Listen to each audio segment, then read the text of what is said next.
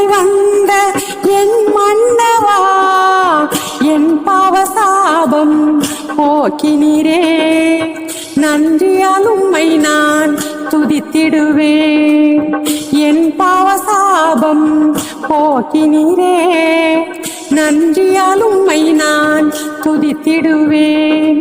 அல்லேலூயா அல்லேலூயா அல்லேலூ அல்லேலூ அல்லேலூயா ஆமீன் அல்லேலூயா.